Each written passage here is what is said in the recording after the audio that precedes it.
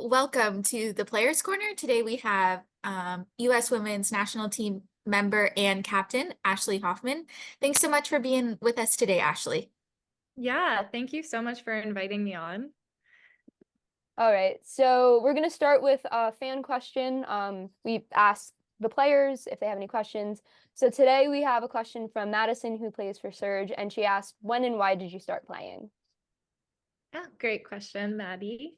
I started playing when I was young because my mother actually played field hockey with USA Field Hockey in the Olympics. She won a bronze medal, so that was just always my inspiration since I was very little, and more or less my role model. So I started playing. She created the youth league in my area, and I actually didn't like it my first year, but then I liked it my second, and now we're here. Nice. I absolutely hated field hockey my first year too, so I get it. All right, so we split all of our questions into sections. So the first section we have is UNC. So you graduated high school early, so you can train with UNC during the spring semester before your freshman year, which is becoming kind of a trend right now, more for international players, but I've seen some domestic players doing it too. How much do you think that the extra semester of training helped you adjust for the college game? I definitely think that it helped. More so maybe culturally, just gelling with the team, also knowing my way around the campus, the dorms, life just is at college. I think getting a head start on that helps with field hockey because I could go in maybe a little bit more relaxed, a little bit more settled. Because going in, I can imagine, I didn't do it obviously, but going in, you have a new school, you're living in a new place, all new people, and you're in preseason just sounds like a lot to me. So I think come that first preseason, of course, I had the nerves, but I imagine it was much less than if I hadn't gray shirted. Yeah, I was a COVID freshman, so didn't actually get a preseason freshman year either. But just like when the kids came in, the athletes came in before the like in August, I'd always be like, "Ooh, that just doesn't sound fun," because preseason's so hard, and then trying to get used to being in college. Ugh. So hard. Yeah.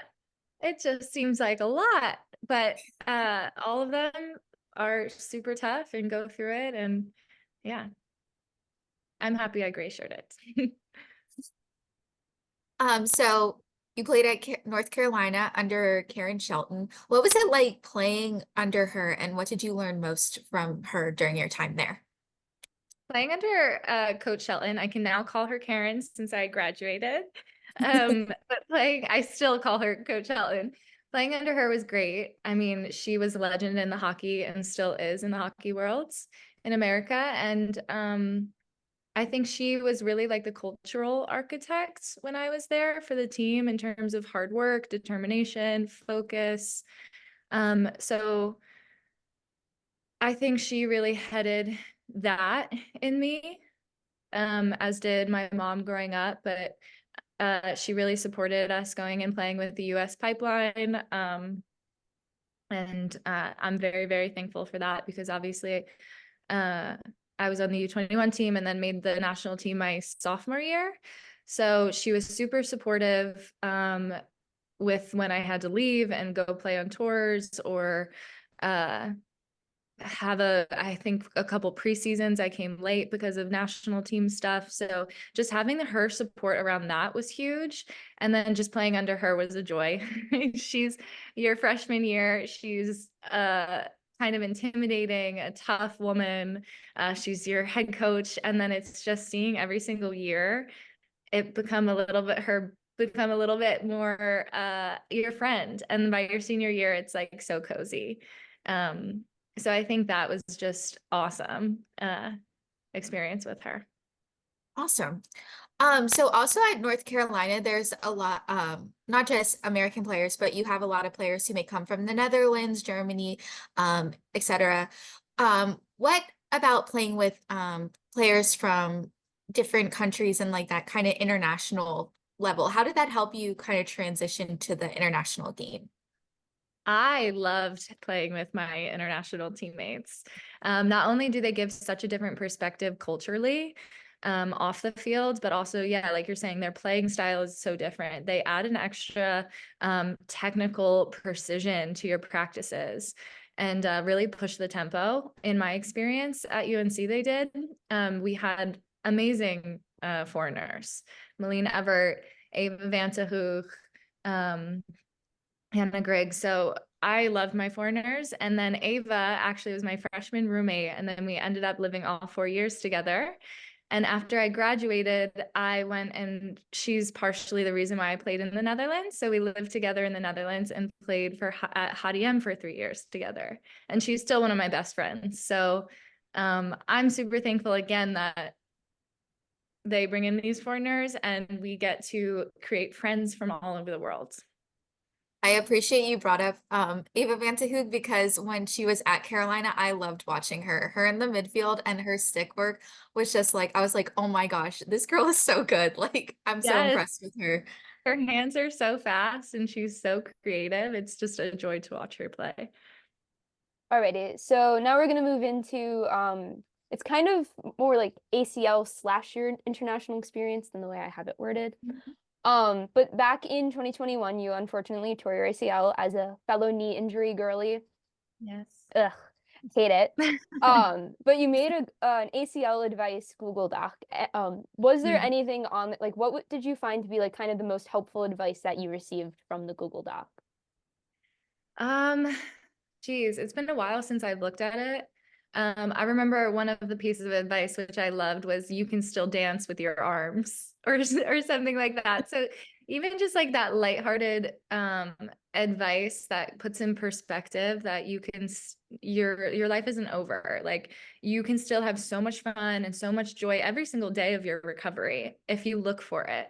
I think things like that just put it in perspective were so influential for me. And then also I am so happy that I did that because it just created like a sense of community and camaraderie around people that have done their ACLs, and a support. Just seeing the outpouring of support and advice and care was awesome for me at the time. So maybe those two things. What did you find to be the hardest part of your recovery from your ACL tear? I think well, first off, I missed the Pan Am Cup that the girls played in. So I was here in Charlotte, finishing up the last like month of my rehab. So I just barely missed it. And they were over in South America playing in the Pan Am Cup and missed World Cup qualifications by like this much. So just emotionally, that was really hard. Also, having made the decision to take my time with my ACL and take the full 9 months versus trying to get back at like 7, playing by 8. I felt maybe like, oh, was this the right decision? So all of those conversations that you have with yourself and feelings come up when you're dealing with an injury because you're playing a team sport. It's not just you. So although you're doing rehab pretty much by yourself, the goal is still a team mindset. So I think that's a difficult part as well. Balancing like the emotions of everything.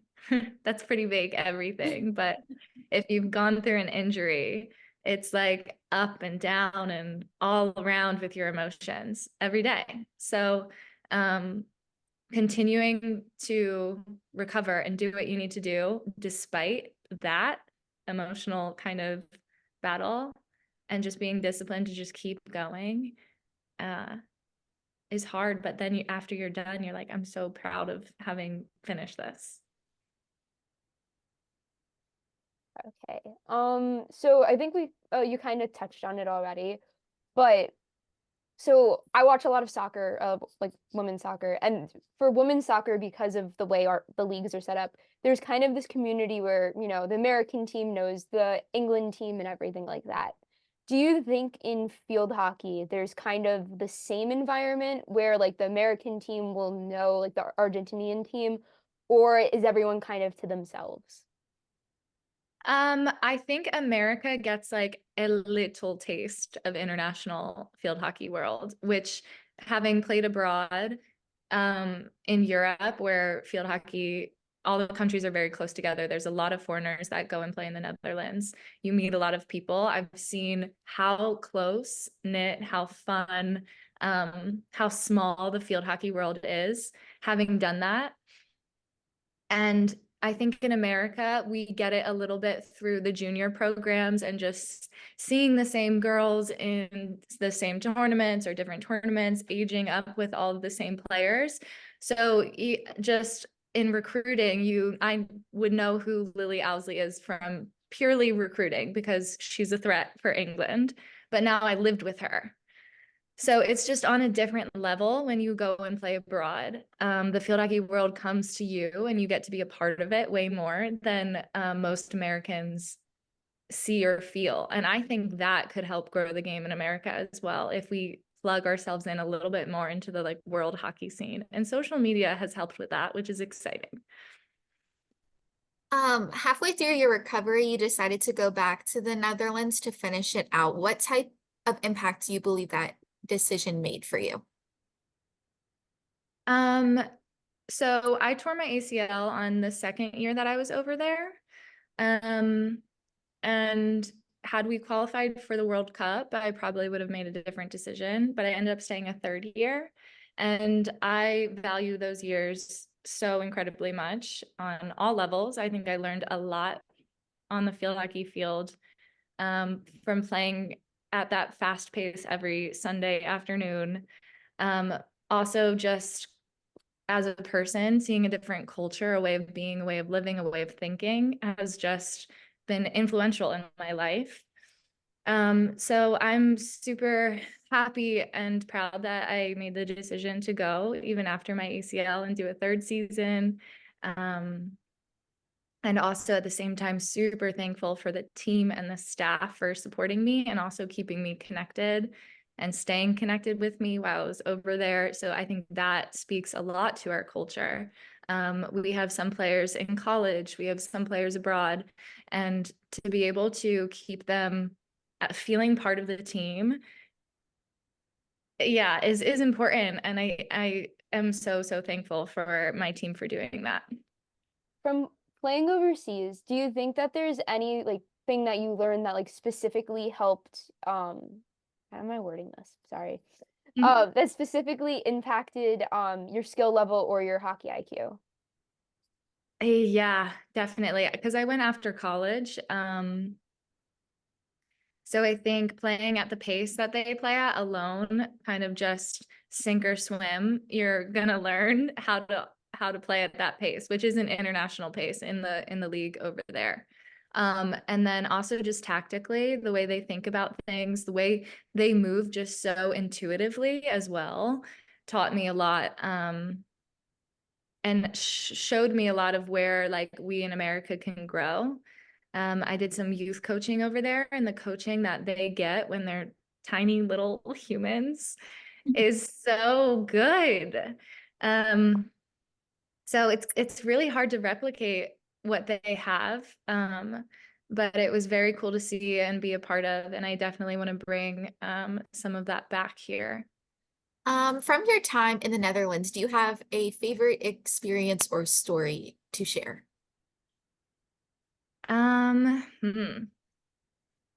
Hockey wise, we went to playoffs the first 2 years. And the first year, of course, we went was the first year that my club ever went to playoffs. So they were so excited, and it's a family club to begin with. So the support and the excitement and the parties around that with the families and friends and club was just really cool to be a part of. We got to paint our hands and put it on the wall, so my handprint's still on the wall over there. So I loved that experience. Although I'm not a HDM kid from very young, I was part of that group. I was part of that team. And now I feel like I will always be in the HDM family. Okay. And then our last question for this section is, do you have any plans, or even if you don't have plans, would you want to go back and play in the Netherlands post-Olympics? Not this Olympics. I have some plans in the making after this Olympics, which I'm really excited about, hockey plans. But definitely at some point I would consider going back. I loved it over there. It just depends where my life is, like what I'm doing for work. I also really, really am valuing being centralized with my girls here, and am having a blast. So potentially, but we'll see. You're not gonna give us any hints on your post plans? Not yet. Lips are sealed. All right, so we're going to transition to the national team kind of pre-2023. So, a lot of talk around this like group of girls is we've heard a lot about the culture of this team and what makes it so special. How do you think that team culture has shifted between, say, the group that didn't qualify for 2020 and this current group that is going to go to the Olympics? Yeah, I think the major big difference is how we center joy. It's one of our 5 values, but like as we were building our culture and really focusing on each value, the one that came most naturally we started with, and that was joy. And I think what really ended up happening then was like joy was at the center of everything that we built around. And I think that was intentional and a bit unintentional just as a result of the girls on the team. But I think that's a huge difference. And especially when you're in a high performance environment, I think you can so easily have this idea that like you need to suffer through it to be great, like suffer now and be a champion the rest of your life. And I'm not at all discounting that, but centering joy, I think, just brings us a different life to training, to these long tours, to games, to interactions with each other. And I think this team does that better than any team I've been on. And it makes it really, really fun to play. Yeah, I feel like we had a conversation with Jenny about the sourdough making tutorials. Yeah. And I feel like a lot of like even last night you guys were posting pictures of like getting ice cream and stuff. But like I feel like a lot of the posts that I see from all of the players, like you guys just look like you're genuinely having so much fun. And it's like these are my group of friends that I really like, and we just happen to be, you know, elite athletes going to the Olympics. Like you guys seem like you really just like have like really good bonded friendships. Yeah, we do. I think every single person on this team, I really enjoy their company, and that's not to say that we don't go through hard conversations, because I think that you can easily have like this like, oh, we have so much fun together, and then it fall apart the second you come at face with the challenge. Like we've gone through a lot of things together as a team and have talked about it, and that's something we're still growing at, as well as giving feedback, having hard conversations. But I think that also sets us up for a bit of just like safety and security with each other, being vulnerable, which helps then us have fun off the field and know each other better, and all of that as well. So I just want to highlight that point also. I think you bring up a really interesting thing about your core value, like surrounding around joy, because, you know, as you get older, like you've been playing field hockey for so long, and it gets so easy to like fall in the rut of this is just my day by day and things like that. But just to see that, like, it's just so awesome to see, because it feels like you guys have just like found, like almost like have refound this love for the game. And you like Allison said, you just seem like you're having so much fun, and you guys are just happy to do it. Yeah. It was interesting. I spoke at a mental health summit on Monday, and we talked a lot about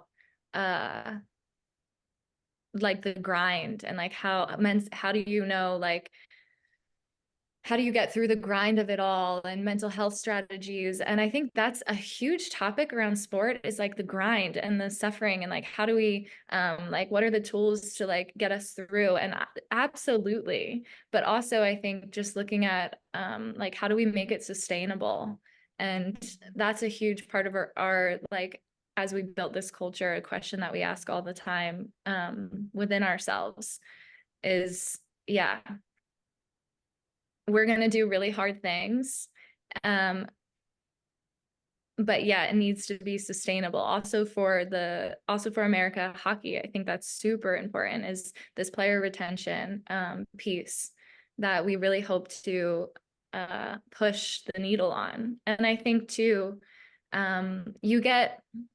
you find joy in learning new things. So if you're just going through the motions as an athlete, you're not learning, you're not challenged, you kind of go into a funk. And then it's like, oh, what am I doing this for? So I think this year, especially, like, we've grown so much in the 4 years, but in this year, like every week, every month, it's like a piece of like a piece of the puzzle has been put together, or there's like a new challenge that we're learning, or there's always something to like improve at. So I think that also keeps us focused and like locked in and engaged with the process that we're on. And that's just ends up being really fun then. And you don't get into that like slump of the grind of the day to day of, oh my God, here I am again. What am I doing? Because you're constantly engaging with this growth process. Yeah, I feel like this group of girls and kind of the journey that like you guys, I mean, social media is also just bigger in general now, but like how publicly you guys share the journey and everything. I feel like it's just such a good, like, you guys are such good role models for the younger players. Because I mean, like, even growing up, like, I think that like you get, especially like with the way our college system is, it's like, oh, D1 or bust, like you're working to play, like you're playing in, like when you're 8, like, I mean, I'm sure you see it. We have like 12-year-olds that are like making Instagram accounts to recruit. And like Yeah. we get so wrapped up in like, I want to play D1, I want to play ACC field hockey. And like you kind of lose something in that process, that like you lose like why you actually want to play, because you just love the sport. And I mean, I think it's something that me and Jill have both kind of gone through. I mean, I had to leave the sport due to injuries and stuff. So like I really had to go step back and be like, okay, why do I like this sport? Like, why do I love it? It's not about playing college. It's about actually loving it. And I think it's such an important lesson for the younger players to learn, that it's not about going to college and it's not about getting a scholarship and all of this other, Yes. accomplishments. It's about actually loving the sport and loving what you do. Yes, I think you make such a good point. We put like so much of our happiness in like going to college, winning the championship, going to the Olympics. Like, although that was a goal I've had for such a long time, I refuse to put my happiness in the hands of an Olympics. And I think kids of all ages need to remember that and go back to the process. It's like the practices that I'm in now. So we're in a build-up phase for the Olympics. I'm very intentionally trying to be here with this group, because these are the moments that I'm going to remember, is like the training, is the laughs that we have with the team. The joy that we have is what I will remember. How my team makes me feel, how I feel when I play. That's what I'm going to remember when I'm old and retired. We need to stop putting our happiness in an end result and really, really work on being focused in why you show up every single day at training. It's supposed to be because we love it. And of course, there's times where I don't want to train and I have to. That's part of being an athlete as well. But yeah, embracing that as well, and then being proud of yourself for going. So I love the point you make. I think it's hugely important. Yeah. Okay. So I guess we'll move on to the next question. So we did get a couple of questions from Rachel Dawson, who's a former Olympian, UNC alum. So they're kind of scattered throughout the list of questions. But her first one was, what do you wish people knew about this team and their journey over the past couple of years? Ooh, that's a good question. I wish everyone knew the paths that we all took to get here. Also because at one point they were training, I think 8 or 9 people in Charlotte for however many months, years. So that included, but also just like where we all started from the time we started playing field hockey and the path we took to get here now. I think we would be, I think it would shed a light on that you don't have, there's not one path to get to your dreams. And kind of like we were talking about before with recruiting, like needing to go to a D1 school and yada, yada. I think that would be super interesting. We have Amanda, our other co-captain, who went to Lafayette, which you wouldn't suspect, to be honest. Sorry, Amanda. But just I think that would be super cool to see. And even for me, I'm like, I'm gonna go ask all my teammates like exactly what their path was. Okay, I can make some posts for that for preseason. Yeah, please do. How much a difference do you think making the team centralized in Charlotte has made on the team from both a culture and playing ability standpoint? Yeah, really important. And I'm going to be honest, I moved abroad for 3 years and was in and out of the program. So I would probably be the first to be like, yeah, we need to have balance. And I think we do in specific times and allow our players to go play abroad. But I think in this year, it has been so hugely important to be centralized.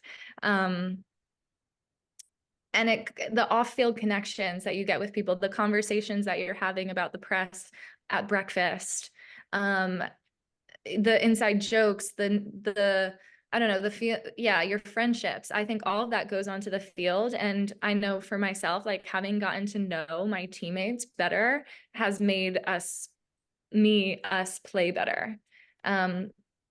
So yeah, I think it's impacted us. I don't think we would have been gotten where we are without being centralized this past year. Do you think that they're gonna centralize for 2028 as well, or is this just kind of a one-time thing? No, yeah, I think definitely before the Olympics, 100% we're going to come together and yeah, go for LA as hard as we can. Like I said, I do think there are spaces and times to allow people to go play abroad and continue playing hockey, but maybe in a different setting.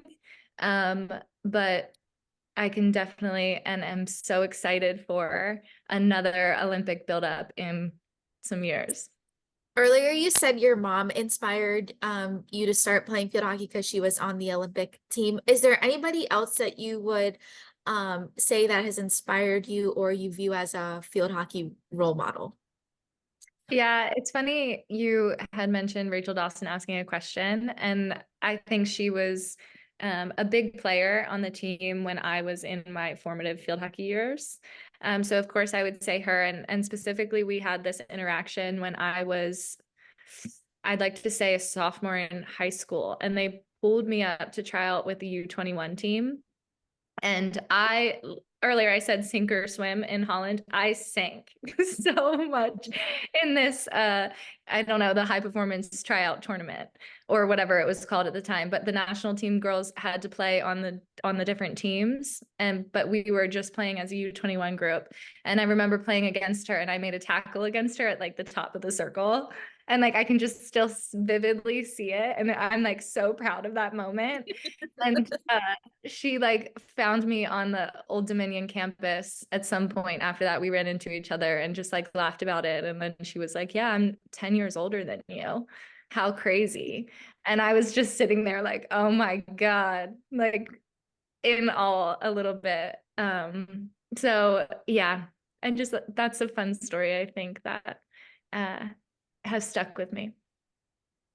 Okay, so Jill, before you ask your question, we're gonna switch to Pan Am's qualifiers and the current team. But first, me and Jill, the entire Pan American, or not Pan American, the qualifiers, kept saying you deserve player of the match. And I will say nothing against Bing, Maddie, and Sessa, but oh my God, your performance was so good. Like what's it called? I'm friends with Chris Fry. I work for him. And I literally texted him during the game. And I'm like, if Hoffman doesn't get player of the match, I'm rioting. Like, you just performed so well.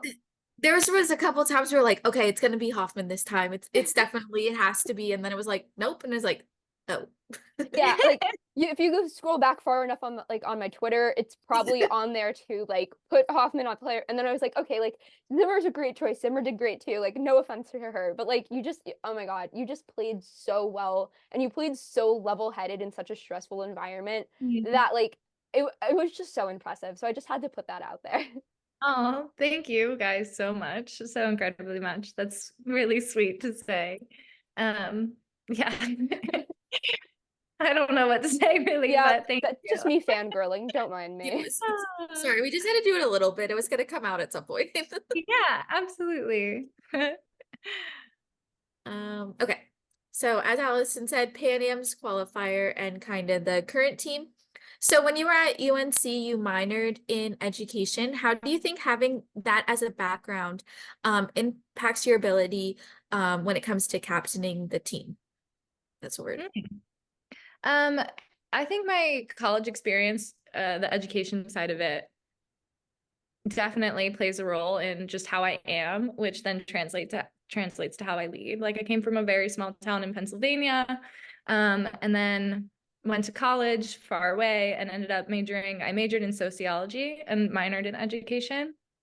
So I took a lot of classes that made me think in ways that I've just never thought before, like opened up my eyes, just like my experience playing abroad opened up my eyes. My college experience kind of gave me new information and new ways of thinking and seeing the world and understanding people. And I think that definitely impacts me as a person still today. Yeah, like I said, therefore impacts how I lead and how I treat people and how I look at yeah, the lens in which I see our team and everything. This is one of my favorite calls, my favorite questions to ask. So after all the pictures, the videos, the celebrations at the qualifiers, who was the first person you called? Yeah, my parents, of course. So I didn't have data at the field. So I had to wait the whole bus ride, which was kind of nice because then I could just be with my team and dance and sing on the bus and celebrate. But then when we got back to the hotel, I immediately called my parents. Everyone started crying. And it was just a really, really sweet moment of them expressing how proud they are of me. And yeah, I think I loved that moment. And also as my mom played in Olympics and they know that this has been my dream forever. For them to just be like, Ash, like you're doing it. Like you have the chance now to go to Paris. You're like one step closer, like the last step closer. So I don't know if I don't even know if it truly hit in that moment that I have the potential to play in Paris. Um, but hearing her say that was like a moment I won't forget. Oh, that's awesome. So we're going to ask the question, what happened to your arm during the trip to India? Ah, yes. Yeah, so in the last game we were playing Germany and I was defending the left baseline and this girl just like sweeps it really, really hard. And I guess was kind of out of position. And this is what happens when you lose focus. You can't lose focus, you might get injured. I like stuck out my hand trying to get the ball. It's just instinct. And the ball just hit my glove hand. Thankfully, I had a glove because I fractured this little bone in my hand. And I tried to keep playing like it really, really hurt. And I think I said a few choice words and then I kept like pushing on. And I didn't come out right away. I like raised my hand up for Hannah and then I was like, no, I'm okay. But then I like tried to push the ball and sweep the ball and I couldn't squeeze my stick at all. So I came off and they wrapped it up and at halftime I didn't go in anymore because I was like, I can't, like, I'm not going to be helping the team if I can't play. So that was really difficult and it took like 8 weeks. But when the team got back together, I was healed and ready to go. So I've been with them in the process since we've been in Charlotte. Did you get to leave India earlier, or did you have to stay? Yeah, so I stayed an extra maybe week and a half. So all through that transition period in Goa and then the first couple days in Bhubaneswar.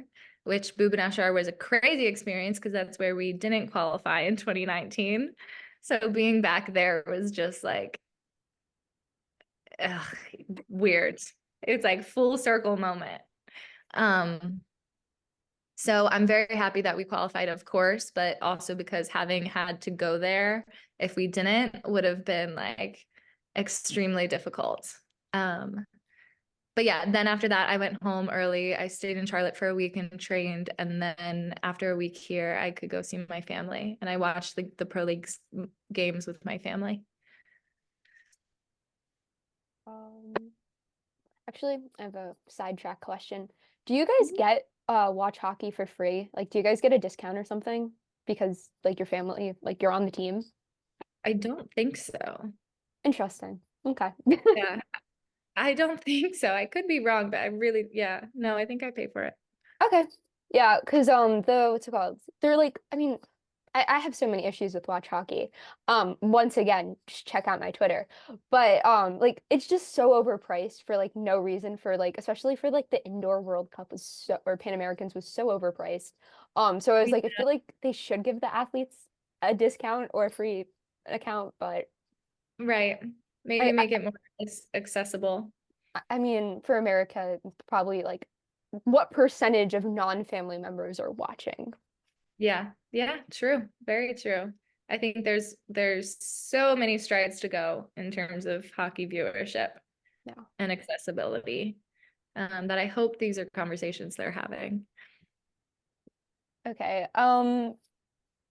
So you share a lot about yoga and mindfulness, and you also seem to be, as we said earlier, very fair, like very level-headed when you're playing. How do you keep your composure during important matches, and how do you help your teammates to do the same? For me, the composure is two parts that I can think of right now is, of course, experience. If you're newly on the team, first year playing, do not expect yourself to play like someone that's been playing for 8 years. I think that just adds extra pressure to you. You're going to be nervous. You're going to mess up. You're going to feel frazzled at points. So I have some experience playing at this level, so that 100% has helped me. And then the second point that I think helps me keep maybe level head or composure is really looking into the routines, like pregame routines, weekly lead up to games. And that just adds like a little bit of comfort, a little bit of confidence that, okay, this is just another game. Like, so then no matter what game it is, whether it's like to qualify for the Olympics or a pro league game, you have the same routine that you've done a million times. And it's a game you've played a trillion times. And you can just go out there and really focus on the process. And I guess then that would be my third point is not letting yourself, I don't let myself think about what if we lose? We need to win. I should do this. I should play this way.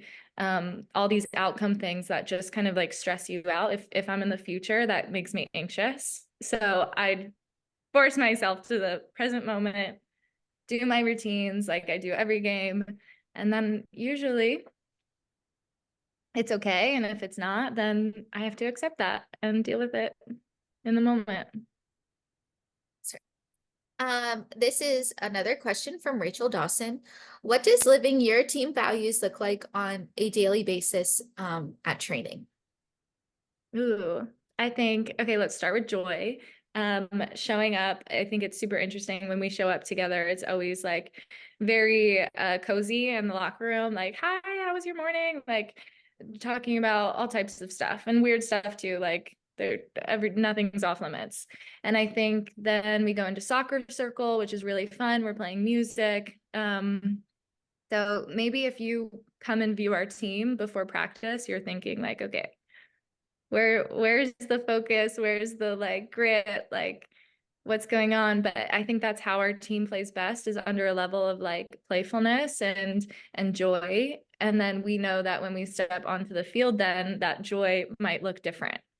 That joy looks like embracing the challenge or learnings of that day. That joy looks like having an intention behind what you're doing or something that you're focusing on. So we have like a value of discipline, and we really talk about doing everything intentional. So at a practice, if I'm not sweeping so good lately, maybe my intention is to really focus on the skills of that, or staying low on the sweep, or whatever it is. Which also takes us to being in the process. That's a huge thing for us. I'm sure you've heard other girls speak about it. And then, of course, something that we actually pulled from that Rachel Dawson era is this like relentlessness that we're continually trying to build, but this hard work at practice, this effort, this 100% effort, sprinting, high speed meters, I think that all comes as well into it. And then you have respect. That's another value of ours. So we try and respect all of our coaching staff, our strength staff, cleaning up all of our trash all the time, and respect one another. And that just makes it a safe, fun environment. We're gonna switch to kind of the looking ahead section. So do you have any skills or any like things in general that you want to individually work on before the Olympics? Yeah, definitely. I actually have my individual development plan tomorrow with the coaching staff to go over all of this. So we all have these plans in place that talk about what our strengths are, what our weaknesses are, what we need to grow on. So I think that's hugely important as a high performance athlete. Specifically, I always, this is a constant for me, but when I get better at my drag flag, accuracy and power specifically, the speed at which I get it off as well. That's a skill nowadays that can win games, is corner execution. So I think if we can develop a world class corner, then we have a better chance. And I recognize right now I need to improve that. Definitely. It's not a world class drag flick just yet, but I'm working on it, and I really hope to get there and be one of the best ones eventually in the world. So maybe that will happen. And what else? I think throwing a long aerial can really impact the game. All of these teams now have players that can throw 60, 70-yard aerials, and that is a threat. So if a team is scouting someone else with this aerial, you have to be mindful of that in whatever press you're running. So for us to develop that, for me to develop a longer aerial can really make teams look at us differently, or just have an extra threat for them to defend. So those two things specifically I want to work on, among many other things. I love that you said drag flicks drag flick timing, because I've been looking I do a lot of analytics, as you probably can tell from my page.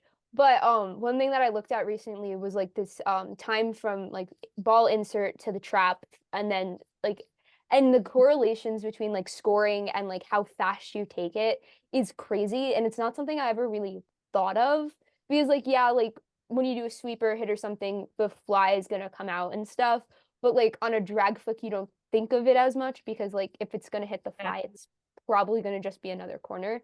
So it's not something that I ever really thought of before, but I guess it probably has to do with like goalkeepers being able to set up and see where you're going. That's probably my best guess. Yeah, I definitely think the faster you can get it off, the better, as long as you don't drop on quality. So that's something we track as well. Also, Chris tracks for us, and I've really enjoyed that. And flyers have been corner defense in general has just gotten so much better. So it comes down to those like half of seconds, those tiny moments, like where can you improve that make a difference. What are you most excited about for the opportunity to compete in the Olympics? I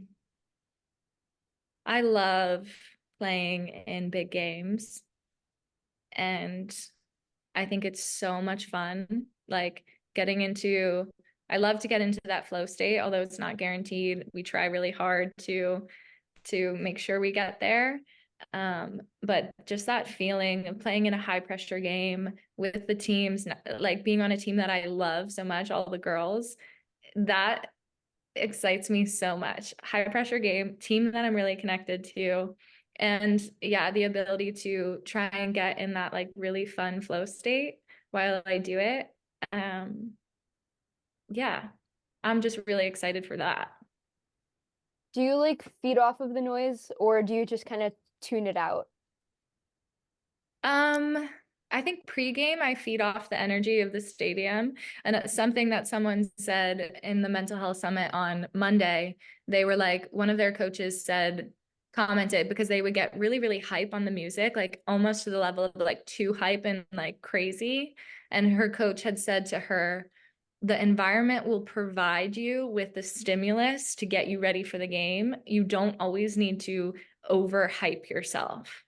And I thought that was so interesting. And I never heard that before, but it's so true. Like sometimes we don't trust that we're going to get like ready for the game or like have enough energy. And for me, I think the environment provides a level of that when, especially in the Olympics, in Pan Am Games, in the qualifiers in India, any game in India, really, the environment provides so much energy for me pregame. And then once I'm playing, I think it drowns out if I'm just reflecting back. Okay.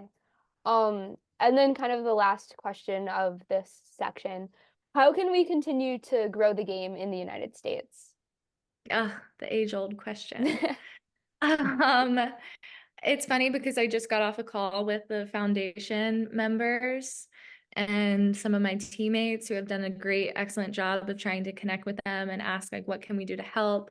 And I think just this connection between the foundation, the organization, us, our parents, and hopefully the universities get involved. I think having that just this network that falls under the same culture makes it so fun to be a part of. And then you have these younger girls looking up to the United Eagles, for instance. That's what we call ourselves now, to the United Eagles, and saying, I want to be a United Eagle, because they see just what we stand for and the people that we become and the generations that follow under that same kind of culture. And I think having that consistency, that culture, that connection, and then the presence of the United Eagles as well, kind of at the forefront, will help inspire young girls to want to be a part of that.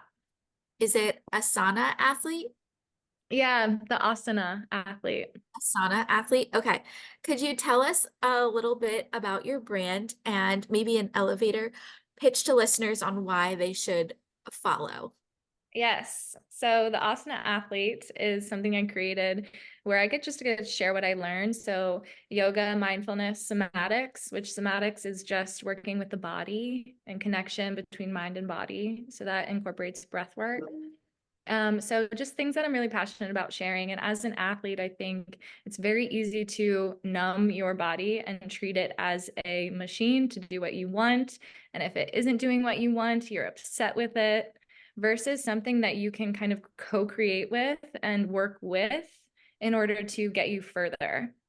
So in my experience, I think if I didn't start working with my mind and my body, I would have had a glass ceiling, 100%, and potentially retired early. And now doing this, working with my mind and my body, I've found such a greater joy and connection and love for the sport that I didn't have before. So that's what I like to share and why I share it. And I'd love to work with athletes in the future or now even that want to, have a greater connection with their bodies, with their minds, and find a little bit more ease and joy in being an athlete. That's my elevator pitch. Awesome. I love it. It sounds awesome. Yeah. All right. So we are into our last section, which we call the fun questions, even though all the questions are fun. So as a PA native, we have to ask, Sheets or Wawa, and what is your order? Oh, definitely Wawa. I order their quesadillas.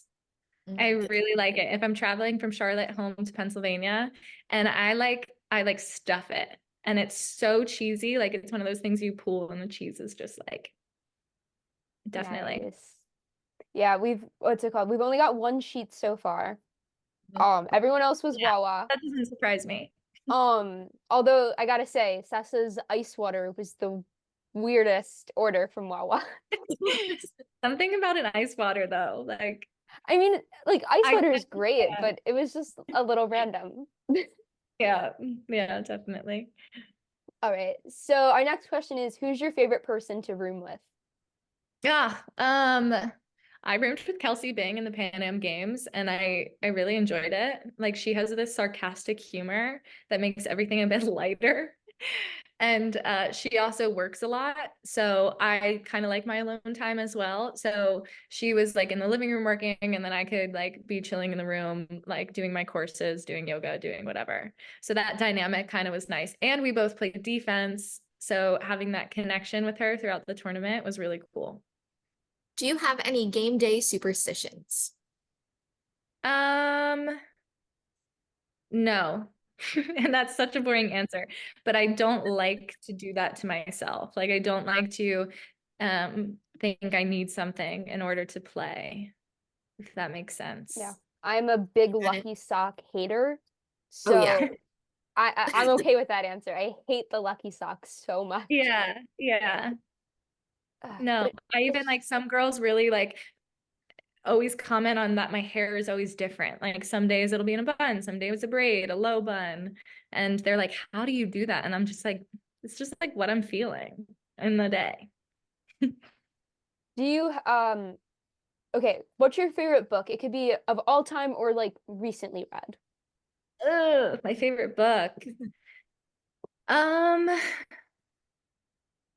I don't know if I have a favorite book. I love Brene Brown, and if you're around me, I'm usually reading some sort of like leadership, self-help, getting to know yourself type books. And she has just her work on like vulnerability and belonging. I absolutely love. I just actually got a book from her today that I don't have, surprisingly, called Rising Strong, that I'm really excited to read. I read her Daring Greatly Yeah. a couple years ago, and that was really good. It was a big game changer for me. Yeah. Or The Gift, I think it's called The Gift of Being Imperfect or something about imperfection. And I was like, oh, I need this so much in my life. Yeah. All right, and our last one here is the best piece of advice that you have been given. Um, hmm. Sorry, let me think about this. I guess. So my middle name is Joy. And I really, really like it's so cliche. Now I don't even want to say it, but the quote, like, find the joy in the journey. Um, so I think that is just kind of sums up how I want to be and how I want to be an athlete, and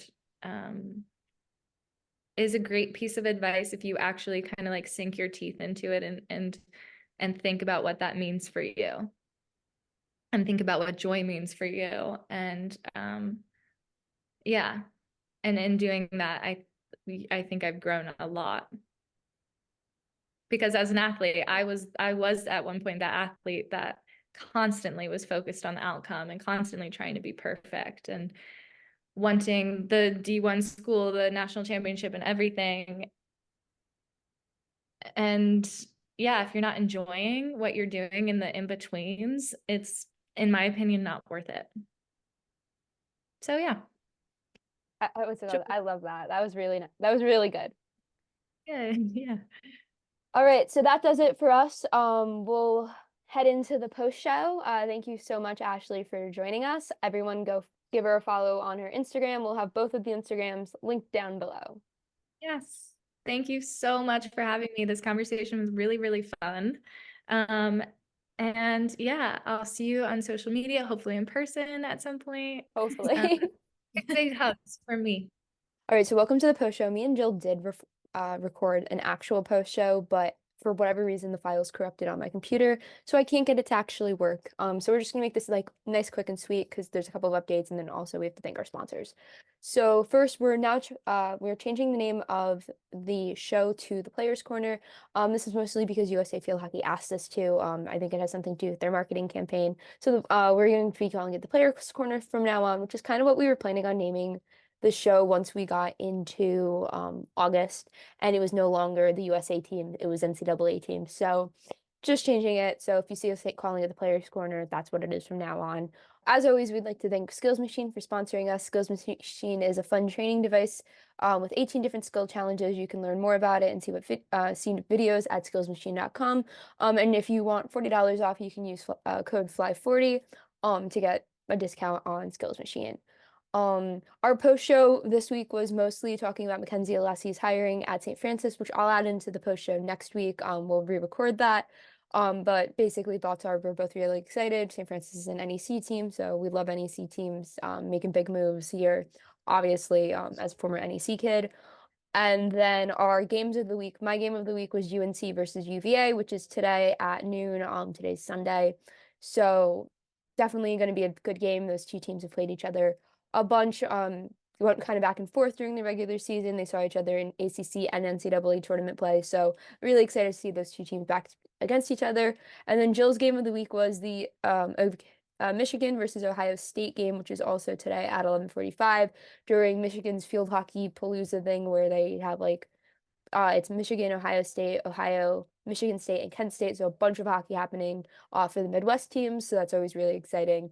And Michigan and Ohio State are two really good programs. So great to see them playing together. But that's basically it for the post show. Sorry, it's quick. And you don't get to see me and Jill's discussion. We had a fun discussion, but I really don't know what happened to the file, and I can't fix it. Next week's guest is Via Gladio. I always say her last name wrong, but I believe it's Via Gladio. She'll be the guest next week, so we'll have our Instagram story up later tonight or tomorrow morning to ask her questions. And then the week after, I believe it's going to be Amanda Galini. So we have some fun ones coming up. So make sure to subscribe, like, comment, do whatever you got to do. Follow the Field Hockey Analyst on Instagram, share with your friends, whatever. I don't like promoting myself, but thanks for watching. We had so much fun interviewing Hoffman.